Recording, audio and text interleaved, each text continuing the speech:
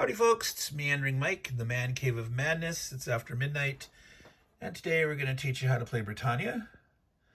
This is a game by Lewis Pulsipher.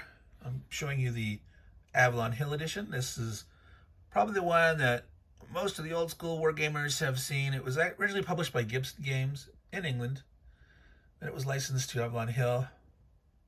A number of years later, it was reissued by Fantasy Flight Games, and then just recently, last couple of years, by Plastic Soldier Company. I believe Lewis Pulsipher is looking for a new publisher to reintroduce a new edition. He's always working on refining and making some rules changes.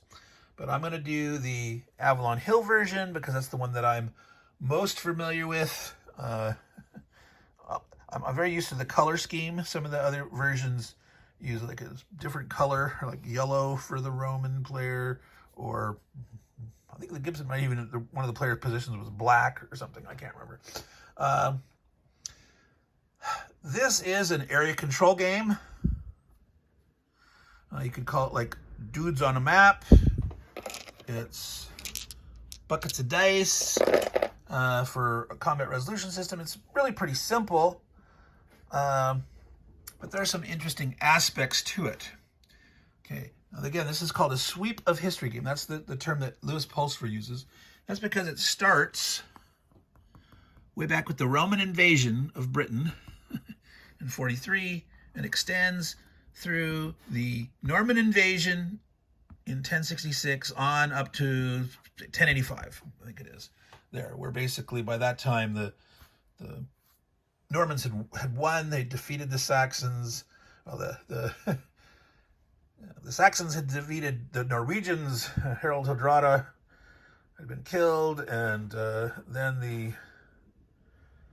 Normans defeated the Saxons, and Harold was killed. Not Harald. Harold, Harald, and William were the three main dudes at the end vying to be king. All right, so all these units here, these are invaders that are slated to come on certain turns. These positions here are the indigenous folk on the British Isles at the time. You have the Welsh, that yellow line, Wales, the Belgi, the Brigantes, the Picts, and the Caledonians. So this yellow line here, that's Scotland. This is England. Now, France is here. It's out of play. Ireland's over here. It's out of play. But Raiders show up from here. The Irish and Dubliners and the Scots. So it's a misnomer to call this Scotland right now because the Scots are nowhere to be found. They don't show up for a few turns. And they will originate in Ireland, or they'll show up in the sea areas, the Irish Sea, and the Scots will attack there. So this territory that gets the name from the Scots, man, I don't know what you call it right now, but Pict land or something. I don't know. Okay. Something to note. You notice there's 4 colors of pieces. There's blue guys here and here. There's green guys here and here. Red. The Romans are purple. Each player, represented by color, in the 4-player game will control 4 or 5 nations. The purple player controls 5 of them. They'll never have more than 4 on the board at the same time because the Romans will leave after a certain point. They abandon Britain.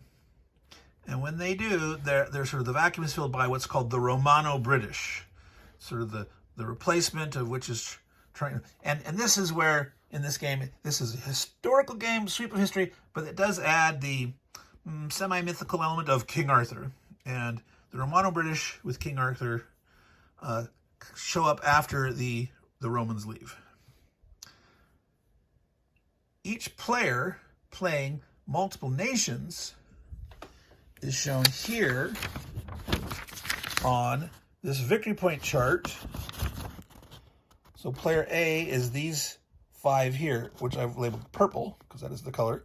So that's the Romans, Romano-British, Scots, Dubliners, and Norwegians. Okay, what I'm going to do, I'm going to put the phone in the holder right now so I don't... Because you know me. So those who have watched my videos, I wiggle a lot.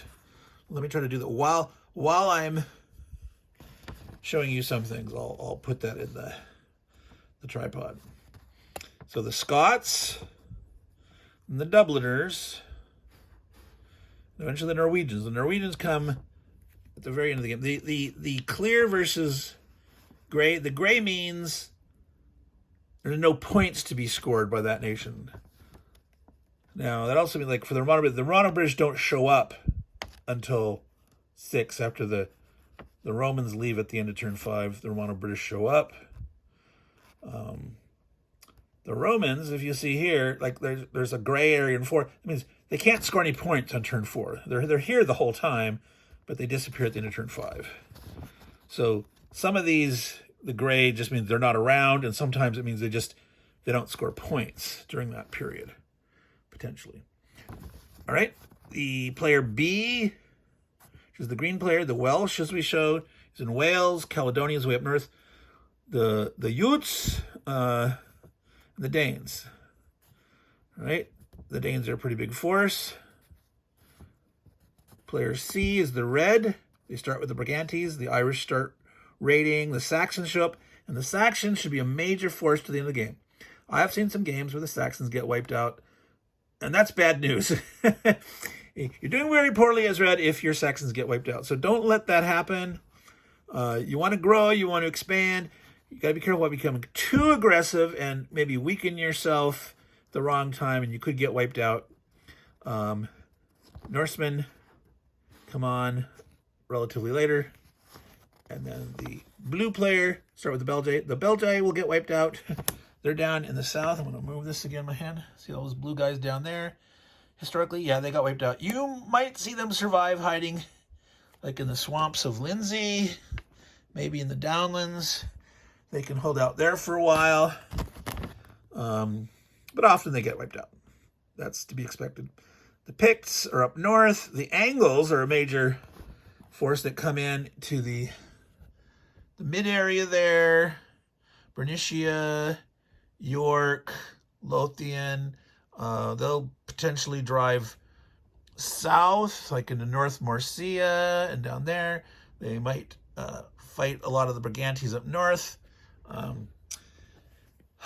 Angles can get wiped out. They usually, I don't say usually, often are not there at the end of the game. They will get squeezed out. There's so many forces that show up, but they can last till the end of the game. And the Normans show up at the end, the last 2 turns. The Normans are the big invasion. William the Conqueror, of course. At the end of the game, there's basically 3 powers vying for king. There's the Norwegians that have Harald Hardrada, not Harold, but Harald with an A. The Saxons will have Harold at the end, and the Normans have William the Conqueror. And they're trying to vie for control at the end. Historically, the Saxons fought and defeated Harald Hardrada, the Norwegian dude, and then the Saxons fought the Normans, and William the Conqueror won. So, the Norman Conquest, starting in 1066. This game goes through 1085. The turns, let's see. So again, I put all these invading forces. These are specified on this track here on the side here, and you'll want to look to see where they come in, where they show up. Some of these guys are invaders, some are raiders. I'll go over the difference here. I'm going to put them on the track so I could tell when they're coming on.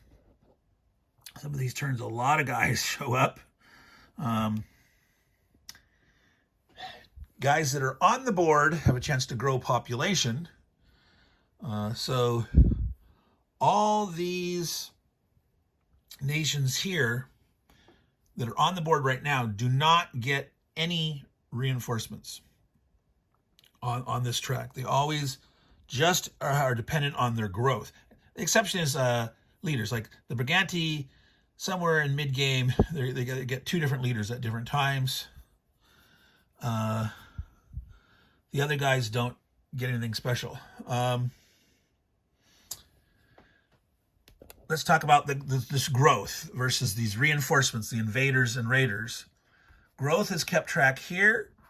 This track is from 0 to 2.5. Every 3 points of population means you can grow 1 army.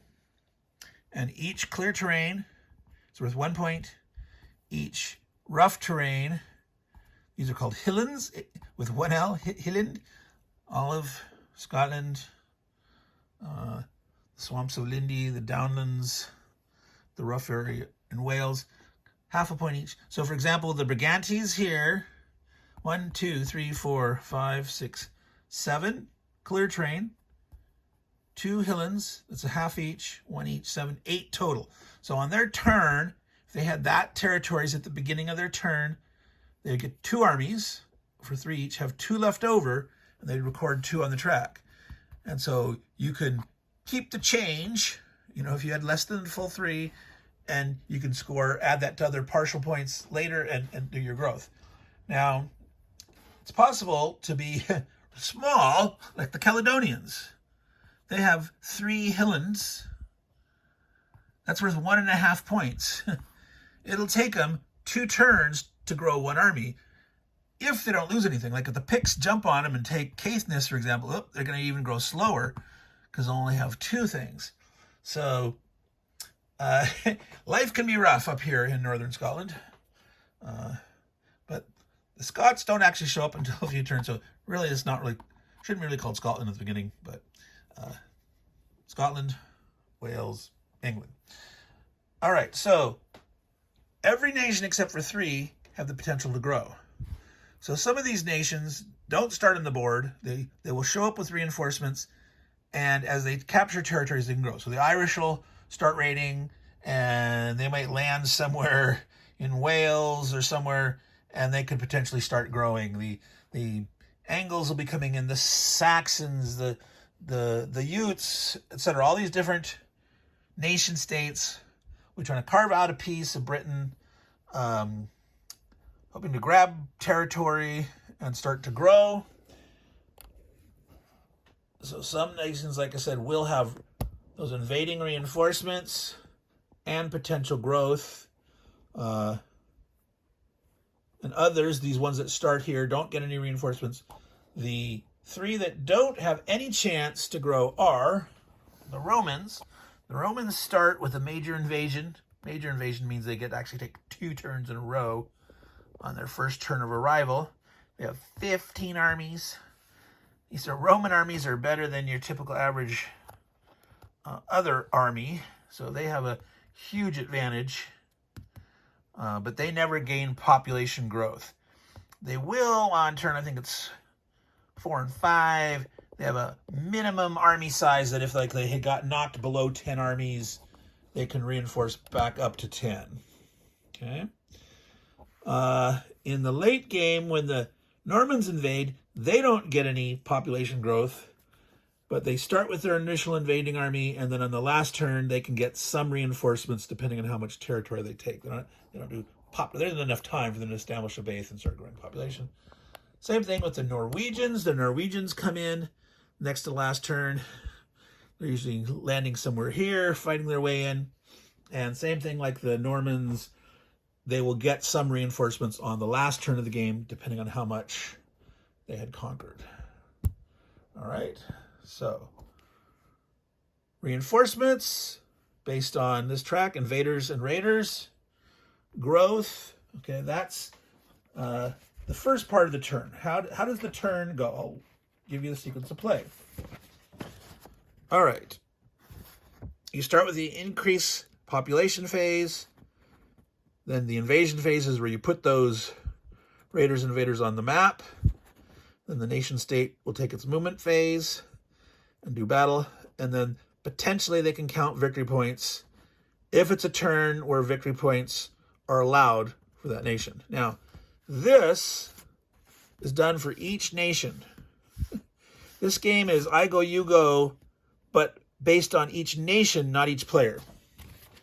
So the significance of that is, as we showed here, each player has 4 or 5 nations. You don't do them all at once. You don't do them all at the same time. You do them in the order on... Let me grab... my card is being buried. Here. Okay? This is the order of the nations. Rome always goes first. Now, the Romano-British don't start in the war, so the Romans would go, the Belgae would go, the Welsh, the Brigantes, the Picts, the Caledonians, and that's all that starts on the game at the beginning. Eventually, the Scots will show up, the Irish, etc., and you keep doing these. The Romans will eventually disappear. The Romano-British will show up. So all these are different colors. So here's the players, A, B, C, D, 4 different players. And so you don't do all one player than all the other. You do them by nation state, always in this order. And so the players' turns are interleaved based on the nations that are present, that have survived, and that have arrived according to history. Now, this order here is also on the map. That's what this is here. That's telling you the move order. Okay, so you can see it from there. So each nation will get their turn in that order. So we talked about reinforcements, invaders and raiders. We talked about population growth. How do you move and have combat? All right. So it's areas, area control, clear terrain, hilllands. See, I'm going to get in here a little closer. So that's a swamp. That's the only swamp on this map. But it's just it's a darker green. Hilllands. Most of the north, part of Wales, the downlands, okay? When you move, you must stop when you enter the hilllands. Normally, your armies can move 2 spaces, but you have to stop if you enter the hilllands. Romans can move 3. They still have to stop in the hilllands, but they can only move 3 areas. Okay? There are leaders in this game, and I'm going to come over here. There are the hexagonal pieces. There's Arthur. There's William the Conqueror. Hengist the Saxon, etc. There's the Danish brothers, which, for those fans of Vikings, that's, yes, the sons of Ragnar are the Danish brothers. All right. Leaders. A leader can move 3 spaces. And one of the advantages of a leader is they can keep going when they've hit hilllands. So having a leader and being able to like penetrate past the hilllands and hit something else, that's a very valuable thing, besides the combat bonus that hilllands will give. Before we talk about combat, let's talk about one other thing for movement. Now, combat is done in an area. So if you're going to be fighting, you got to move into the enemy territory, and you must stop when you enter. However, if you move enough troops into a square that you have a 2-to-1 advantage, you can then quote-unquote overrun, which means you can move additional guys through and past. So I'm going to show you a quick example of the Romans. Let's say on their first turn when they invade, they take 2 guys and land here in Wessex. Okay, now that they've came to Wessex, they can move through Wessex because 2-to-1, they can do overrun. They could go through to Avalon. Now they can even do that farther. They've got a 3 movement. Unlike regular guys only have a 2, they have 3. They can go 1, 2, all up to Huis. Now, I do not know how to pronounce Welsh. I don't know, is that Huici, Huis, H-W-I-C-C-E? I'm going to pronounce it just like a W. Gwent, Diffid, Powys. That's I'm almost certain I know that those Welsh is not pronounced the way it might look on there. Now, obviously, Devon and Cornwall are pronounced Devon and Cornwall. These are considered part of Wales, but more traditional sense. Gwynedd, I don't know. If you know Welsh, fine. You could try to explain how to pronounce those. I'm just gonna take my best stab and call them that. But anyway, that's a meandering Mike digression. So we're saying movement, you have to stop when you enter enemy territory. If you can outnumber it 2 to 1, you can move on. Now, what this means is if, for example here, if there was actually 2 guys here, you would have to go in with 4 to then penetrate through and move past. Okay? So 2 to 1 odds, 2 to 1 ratio means you can overrun and move on through. All right? I'm going to pull these Romans out of here. So that's movement. 2 squares or 3 for Romans. 3 if you're moving with the leader. You can abandon an area. It's like you can move out of an area, leaving it unoccupied to double up. So frequently, some guys will do that. They'll need to try to survive or to get away from the enemy. They'll abandon certain territories and move onward. All right. Combat. How is combat done? It's generated in the square. You make sure you've done all your movement first, so you don't move in and attack, move and attack. You move all your stuff, then you attack.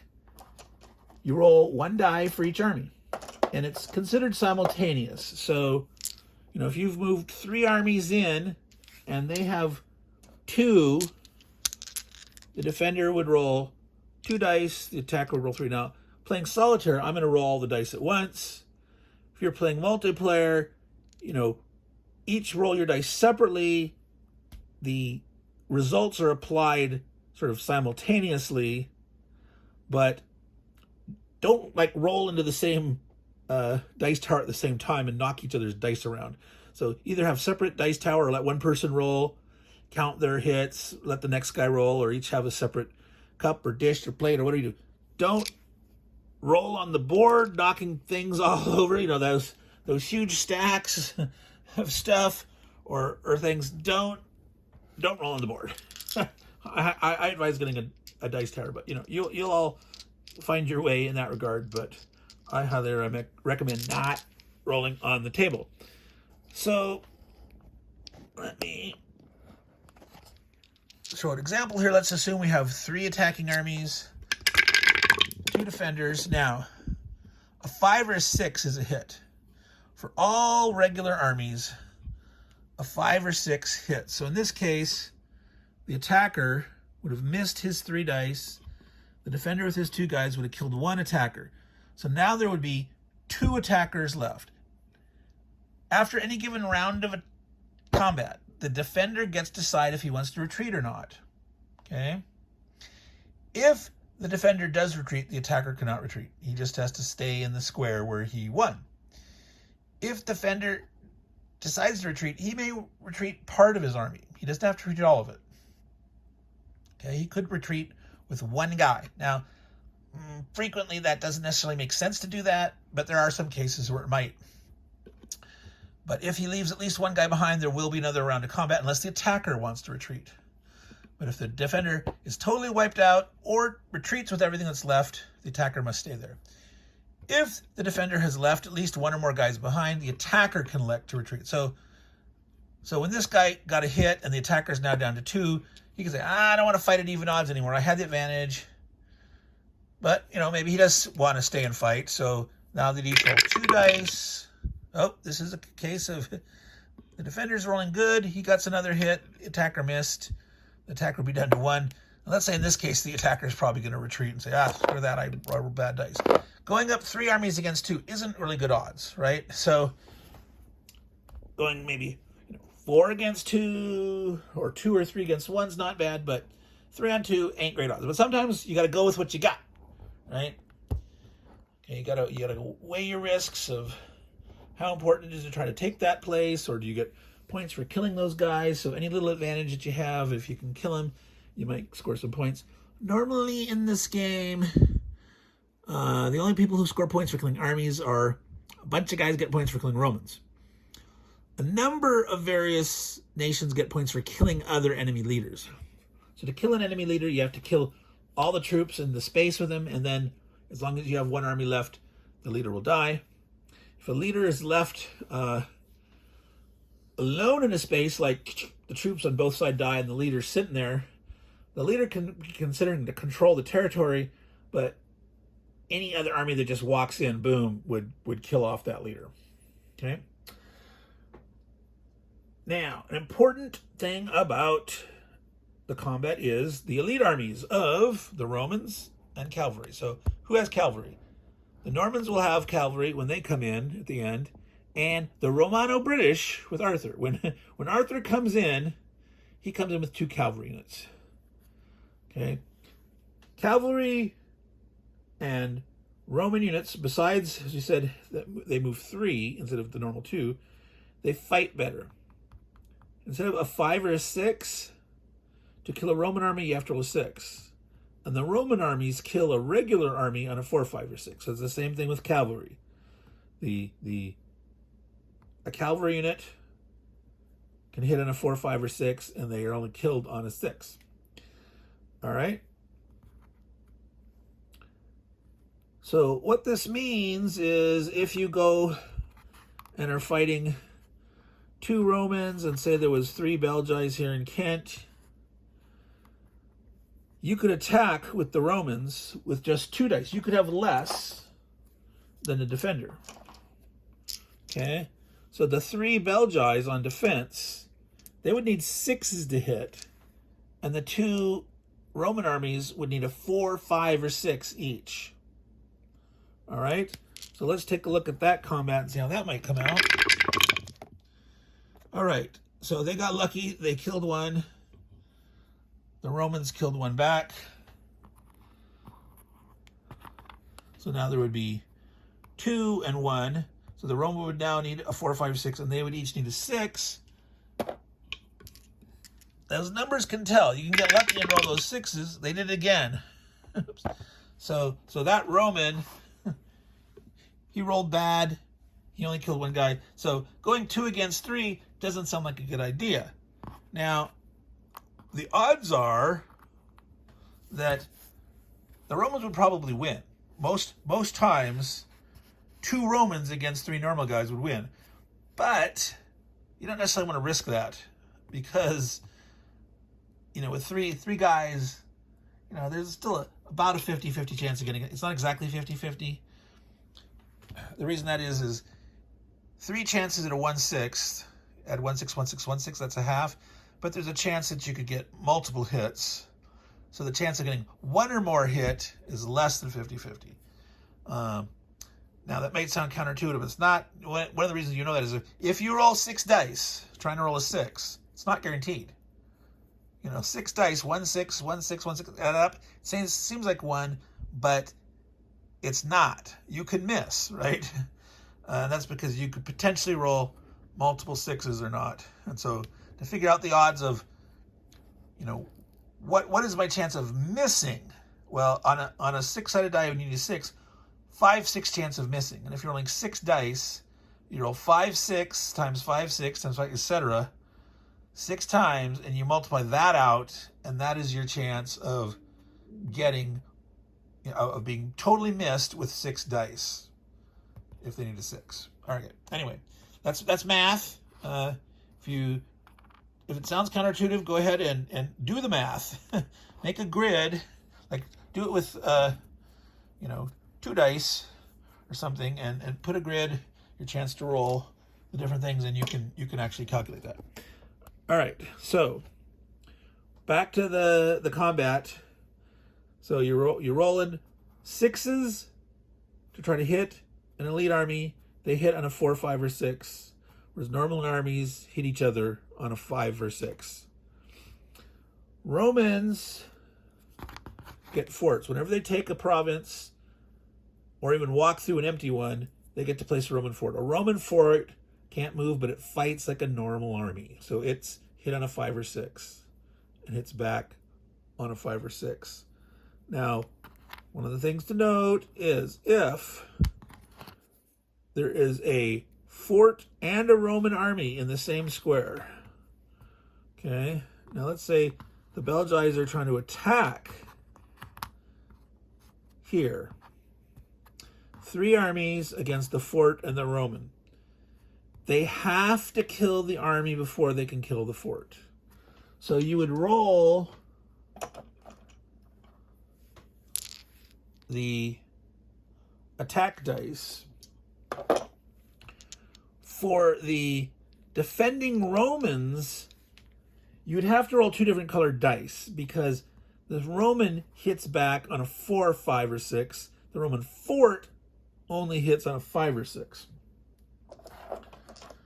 So I would do something like this, saying that's the Roman army, that's the fort. You'd roll them all at once.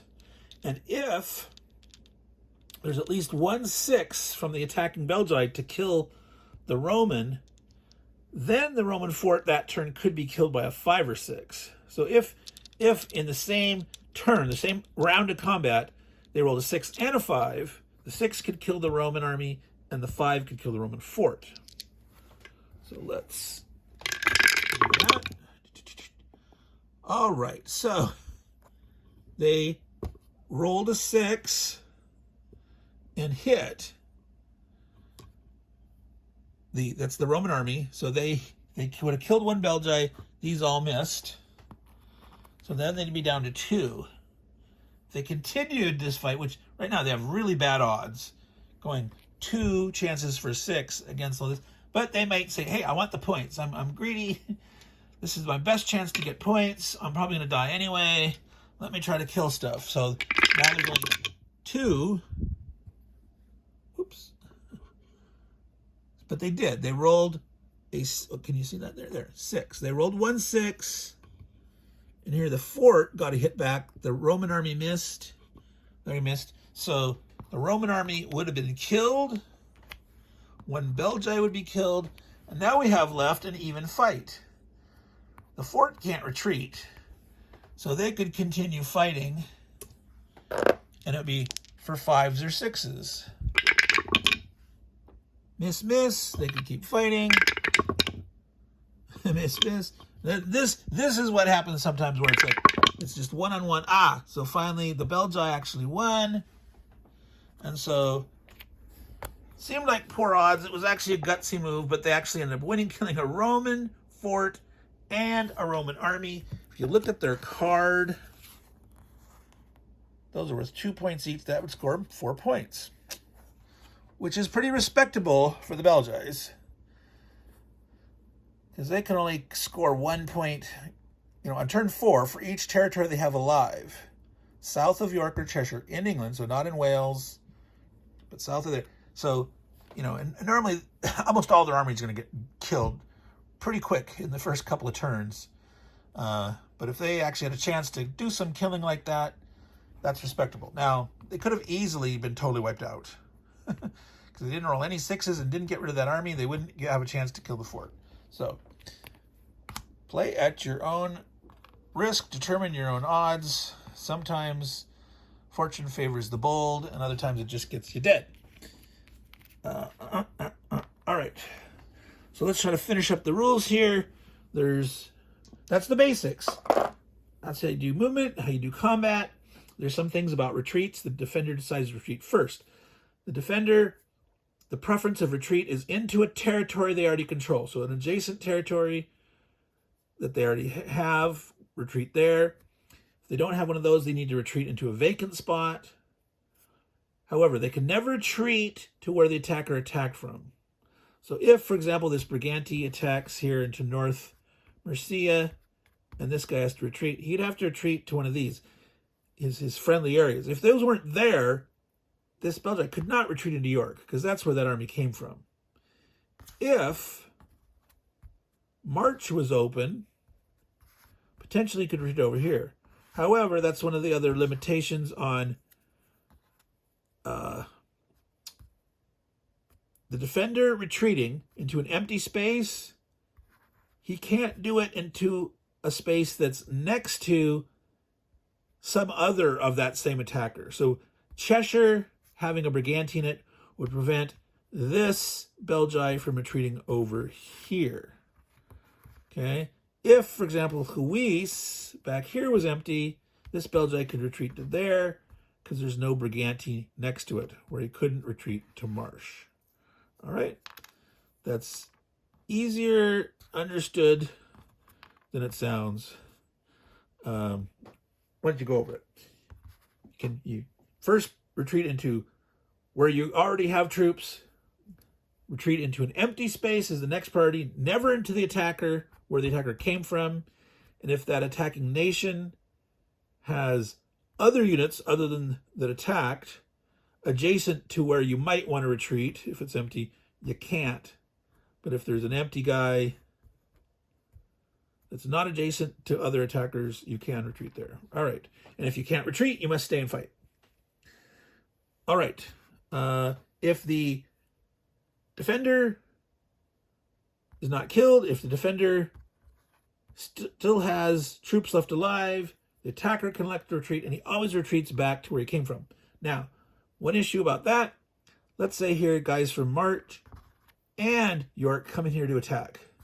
And let's say the Belgae rolls and kills one of them and doesn't get killed, and the Britannia says, oh, crud, I'm going to retreat. There's one guy left. He can retreat to either one of these. Doesn't matter, like if they might have come in, multiple armies, 4 armies came in through here, and he lost one, and for some reason he wants to retreat. It doesn't matter how many came from. He can split them up. He can retreat them all to one or to the other. Just he has to go back to one or more of the territories that he attacked from. Okay, that's the rule for attackers retreating. Come back to one or more of the province that you attacked from. Raiders, we talked about invaders and raiders. Those troops that are marked as raiders, when they attack inland, they can attack or they can retreat back to sea, the sea zone that they came from. Invaders must always go ashore and stay. If they go ashore and die, they're dead. But if they go ashore, they have to fight ashore and they have to stay ashore. Okay? So that's retreat. The rest of the rules are just chromed, various little things. Okay, leaders. Didn't mention leaders. I mentioned leaders for movement. They can move 3. This is the troops that move with them. Leader also doesn't have to stop in a Hilllands. Like if you're entering Hilllands, they can keep going. Leaders in combat get to add plus to the die roll. Okay. This is important because one of the things we didn't cover yet, very important. Okay, combat in the Hilllands. If you are defending in the Hilllands, they need a 6 to hit you. Okay, instead of a 5 or 6. So defensive advantage, good defensive advantage in the Hilllands. They need a 6 to hit you instead of a 5 or 6. Now, this is true even of elite armies. The Romans that normally can fight hitting on a 4, 5, or 6, they're fighting in the Hilllands. Like if they come in and they penetrate past Wessex and go to the Downlands, when they're fighting the Downlands, even though they would normally hit on a 4, 5, or 6, they need a 6 to hit even a normal army in here. Okay? Now, the attacker doesn't get any benefit of the Hilllands. So if, say, the Brigantes come in and attack here in Lindsay, this Belgae can hit back on a 5 or 6, but they need a 6 to hit. It's a defensive bonus. Right? A leader, since it adds 1, so if there's a Brigante leader, which somewhere is here, imagine there's a Brigante leader here attacking with this Brigante. The Brigante get add 1 to his die roll. So the Hilllands defense is normally, you need a 6 to hit, but with the +1 from the leader, they could now hit on a 5 or 6. So that's very important. That doubles the chance of getting hits when you have a leader against Hilllands. Or these other nations attacking, say, Romans needing a 6. You need a 6 to hit the Romans. If you got your leader, you can have a 5 or 6. So very important for the non-Roman guys. If you're attacking Romans, if you have a leader, you actually stand a little better chance. All right, if you got them. So use them if you got them. Smoke them if you got them. So combat, Hilllands, retreats, leaders. Raids, invasions. Okay, stacking. There is a stacking limit. Okay. Each space is limited to the number of armies that can be in it during the movement phase and after retreats and after population growth. Okay, so the stacking limit is 3 per each clear and 2 in the Hilllands. Now, this is true for all nations except the Romans. Okay, 3 in the clear, 2 in the Hilllands, except for Romans. Romans can have any number they want in the clear and can have up to, 4 in the Hilllands.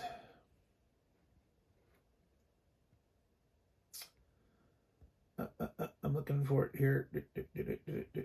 Where'd it go? Yes. 4 Roman armies in the Hilllands. Okay, so here in the downlands, like I was showing you, let's say there was 2 guys. They've overrun here, 2. They're moving in, and there was 2 in the downlands at this point. This is an example. The Romans could go in with 4 armies. Now remember that the Hilllands means the defenders hit on a 6. And normally the Belgae need a 6. So this would give them a good. If they went in with just 3, this is a pretty bloody fight in the Hilllands. You want to have pretty good odds. In the open terrain, 4 Roman armies is like killer. They're hitting on 4, 5s, or 6s. They'll mean hitting 6 back. And so stacking up in the clear terrain to try to fight the Romans is not a good idea unless you have a leader. But stacking up in the Hilllands is not bad. But the non-Romans can only have at most 2 in the Hilllands. Now, there is a slight exception. Each nation, other than the Romans, because they already have this big exemption, each nation can have one territory where they exceed that stacking limit of 3 in the clear, 2 in the Hilllands.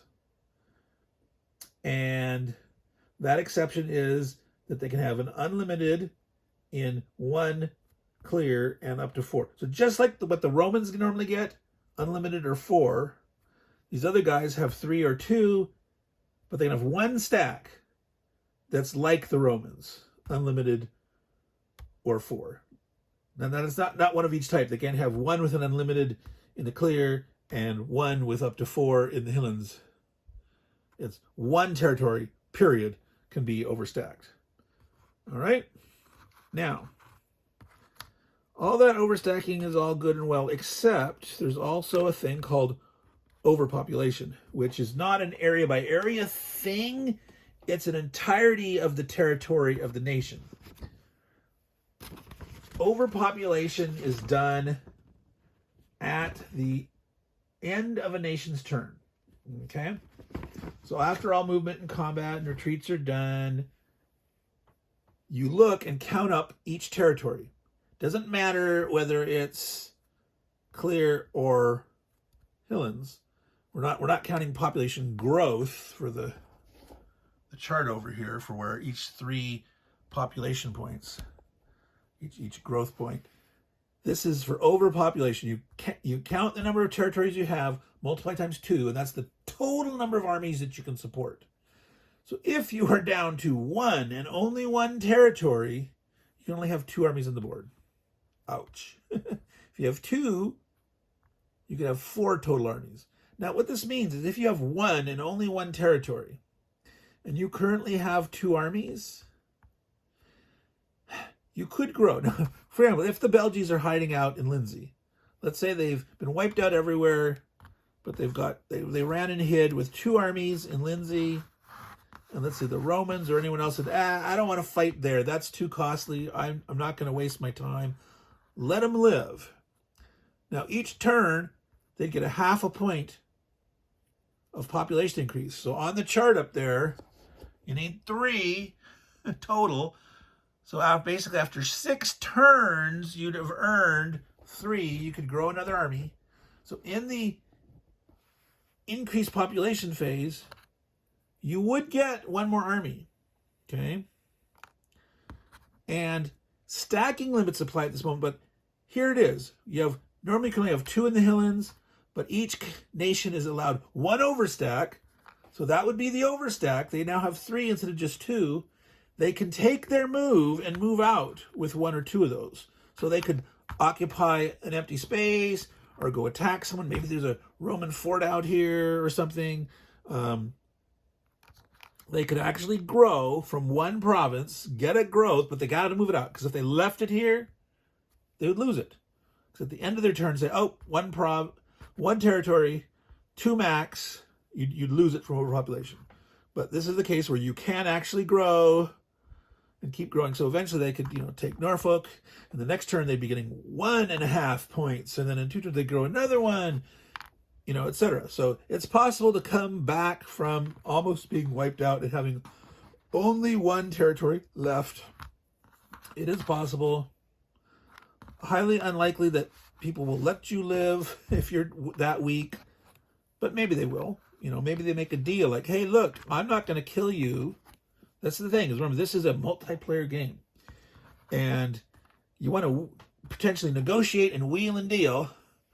And so maybe the Brigantes say, hey, look, Belgize, I'll let you live if when your angles come on, the blue angles are blue, when they come on, don't attack these provinces. Like, go this way or that way or something, but don't attack these guys. So you might make a deal, okay? Very important in a multiplayer game to watch for opportunities to negotiate and wheel and deal. That's one of the things that's the magic of a real multiplayer game, is there's that interaction and negotiation. Personality can come into play. Yeah. All right. So we talked about stacking, we talked about overpopulation and growth, and we talked about battles and retreating, raiding, invading. We mentioned the Roman forts. They get them just for conquering territory in each space. When a Roman fort is killed, you turn it upside down because you can't build another one. You can't rebuild it. And the Romans score some points based on the territories that they've ever conquered. They get some points on turn 5, I believe. It looks like it's spelled limes, but it's not. It's Latin. It's limes or limus. You actually pronounce it as 2 syllables. So limus, limus, I'm not sure, but it's not limes, okay? And that is sort of their extent of their fortified area, that they still have forts in existence in places, okay? So the Romans definitely want to expand as much as they can, build forts, try to keep them alive, because they'll get more points, and you got to watch out. There's all these guys here at the start get points for killing Romans or Roman forts. So it's a bloody fun start of the game. Now, there's something called submission. Certain nations can submit if they're getting bazzed, knocked down, weak. Okay, the Welsh, the Brigantes, the Picts can submit to the Romans if they're reduced to fewer than 5, 4, or 3 territories. Fewer than. So in other words, if they get down to 4 territories, if they get down to 3 territories, if they get down to 2 territories, they can submit to the Romans. The Romans can't wipe them out. They can't attack the Romans. They don't get to grow. And that submission continues until the Romans leave. And then that submission ends. Now, one advantage of the submission for the Roman perspective is those countries count as points for the Romans for limes. They will get points for those territories that either they have forts in or nations that have submitted. And that's one of the reasons they want to try to make these guys submit. Now, it's kind of rare for the Romans to be able to make the Welsh and the Brigantes and the Picts submit. To get the Picts to submit, the Picts have to, one, do badly up north, and the Romans need to make more of a beeline up north. It's total possible that they could get those three nations to submit. But in my experience, it's very hard to get all three of them to submit.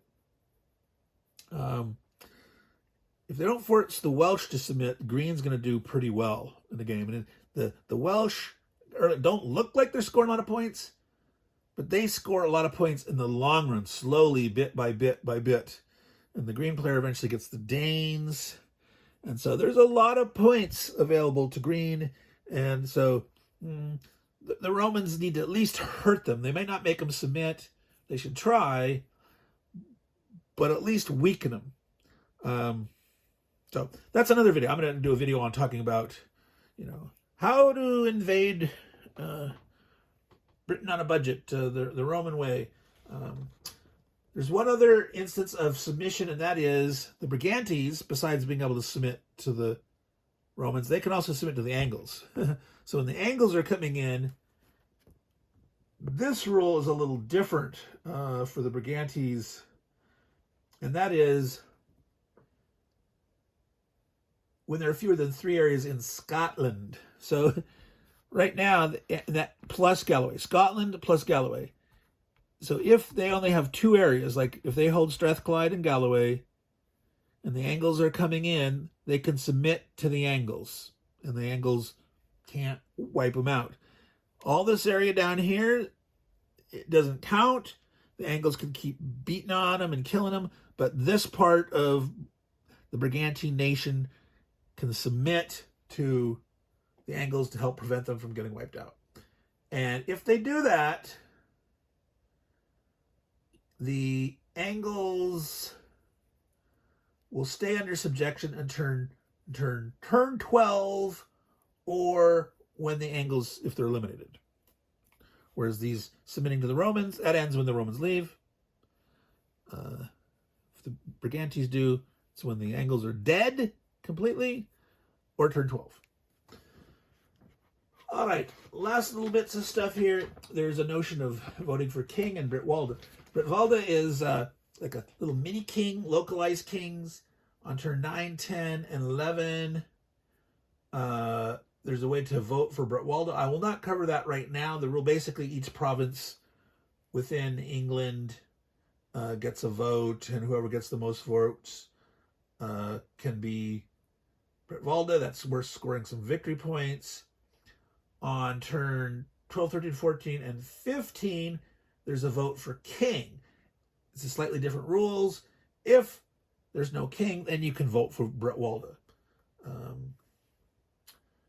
Like I said, the king has a slightly different rule. There's some special rules, like when Canute comes on of the Danes in turn 14, there's a slightly different rule. And in fact, I think there can actually be 2 kings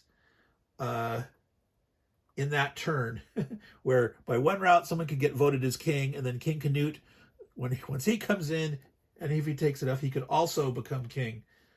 Turn 16, the very end, has the special rules. That's the William the Conqueror versus Harold the Saxon, Harold with an O, and Harald Hardrada, the Norwegian. They have special rules, and one of those guys could become king. If not, there's no Britwalda on turn 16. All right, that is it in a nutshell. That was 53 minutes of it. I was hoping this would be about a 30-minute walkthrough. I did meander and digress on a couple things. So, area control game. You have population growth for all nations except 3. The Romans don't pop growth. The Normans, the Norwegians don't, but everyone else, based on what they control, can gain population. 3 points of growth equals 1 army. 1 for the clear terrain, half for the Hillans. All these guys are reinforcements, invaders and raiders that come on. The nations that start on the board, none of these get any reinforcing armies. the Brigantes do get some leaders. So that is the sort of the sweep of history. Some people call that highly scripted. You have all these options of what you can do, where you can go. There's points, on the cards for each separate nation. Scores points according to the schedule, but you can do whatever you want to. There's very little restriction on physically what you can do. There's some things like that says, you must, when they come in, these invaders must land adjacent or within, 2 sea zones or something. But these limitations for the points, that's all guidelines. You can do whatever you want. You could go attack non-traditional foes. Now, normally you don't want to do that if you want to try to win, but sometimes it might make sense to vary that you're helping out one of your other nations that you control. You want to beat on a certain guy who's beating on him, so you might not get any points for it. You might attack someone. That's all part of the wheeling, dealing of a 4-player game. Now, I'm going to be playing this solitaire, and I'm going to be playing each individual nation mostly in their own self-interest, but always with an eye. I'm part of a particular coalition, which is a game player thing. The Caledonians and the Welsh never did anything together or coordinated, so that would make no sense. But it's there's not much room for cooperation there. But in some cases, it makes some sense. Like for example, the Angles come on. Let's say the Belgians are still around someplace here. The Belgians might, leave an area to let the Angles take it over. Now, it is possible to actually fight guys of your own color.